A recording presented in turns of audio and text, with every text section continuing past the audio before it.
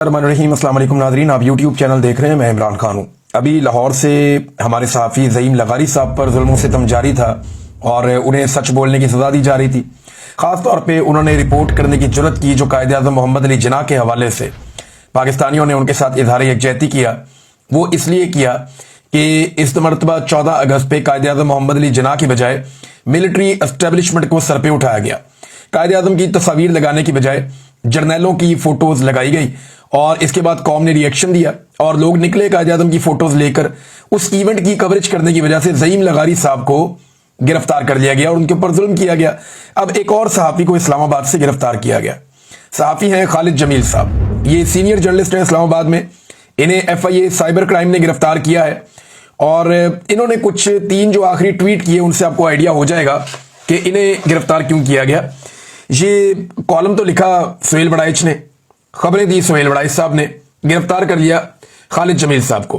खालिद जमील साहब के आखिरी 3 ट्वीट अगर आप सुन लें तो आपको आइडिया हो जाएगा। एक ट्वीट उन्होंने जो आखिरी लिखा कि बात अब 2-4 साल के बच्चों की गिरफ्तारियों तक आ गई है, तो बेहतर है पाकिस्तान को बाज़ाब्ता सरकारी तौर पर खुली जेल डिक्लेयर कर दें। रोज रोज मुल्क और कौम की जग हसाई अच्छी नहीं लगती।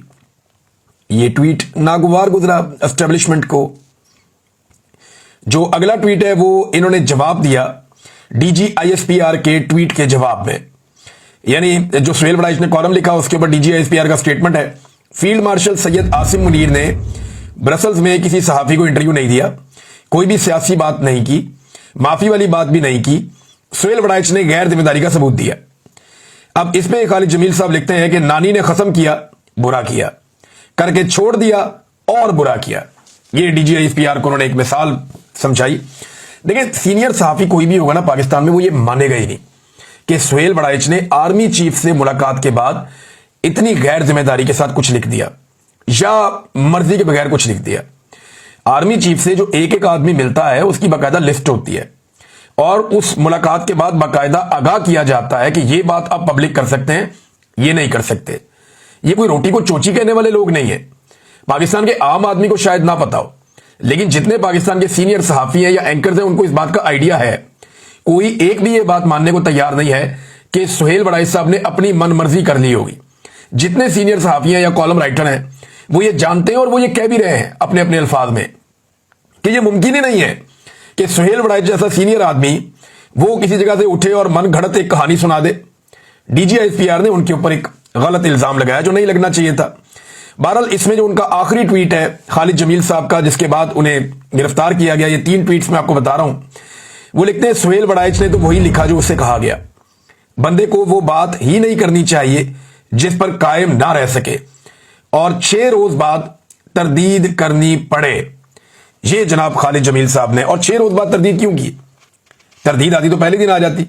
तो अब सीनियर सहाफी खालिद जमील साहब को भी अगवा कर लिया गया। बाद में पता चला जी उन्हें FIA लेकर चली गई है और अब उन्हें कानूनी कार्रवाई का सामना करना पड़ेगा।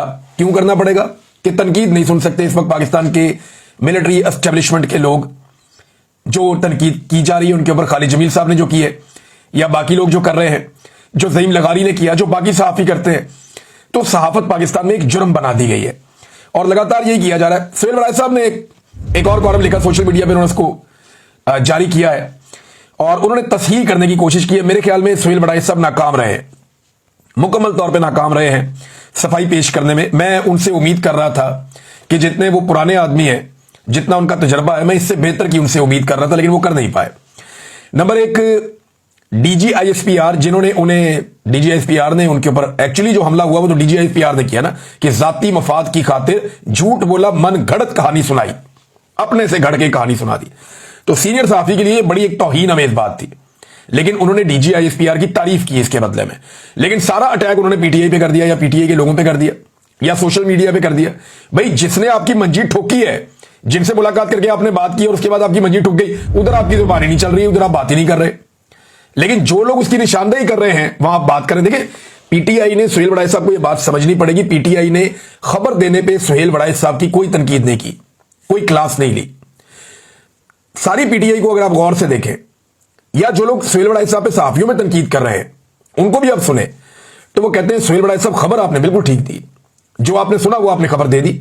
और उसकी तस्दीक ऐसे होती है कि गुज़िश्ता साल 7 मई 2024 को यही बात DGISPR ने अपने मुंह से कही हुई है और मुख्तलिफ जगहों पे बार बार ये बात ये सारे लोग करते हैं। बेशुमार टाउट्स इससे पहले ये बात कर चुके हैं मीडिया के ऊपर, बार बार कह चुके हैं जनाब माफी मांगनी पड़ेगी, नाक रगड़नी पड़ेगी, जब तक माफी नहीं मांगेंगे तब तक नहीं छोड़ेंगे। ये बातें पहले बहुत लोग करते रहे, आप पहले आदमी नहीं है, ये ख्वाहिश भी है और ये बातें भी पहले होती रही हैं। ये बात करके आपने कोई गुनाह नहीं किया, आपने वही बताया जो आपने सुना और कोई ये मानने को तैयार नहीं है कि आपने अपने से एक कहानी सुना दी, ऐसा हो नहीं सकता। लेकिन लोगों को आप पे एतराज यह है कि आपने उस ख्वाहिश की तकमील के लिए रास्ता बनाना शुरू किया। यानी नवाज शरीफ को आप कहते थे डट जाओ, इमरान खान को आप कहते हैं हट जाओ। ये जो आपका एक दोहरा म्यार है दोनों पॉलिटिकल पार्टीज के लिए, लोग इस पे परेशान हैं। इसके बारे में लोग ये कह रहे हैं। अब सुहेल बड़ाई साहब अपने जो नई जो उन्होंने सफाई पेश की है, एक तो DGISPR के मामले में उन्होंने खामोशी इख्तियार की, ठीक है, उनकी अपनी चॉइस है।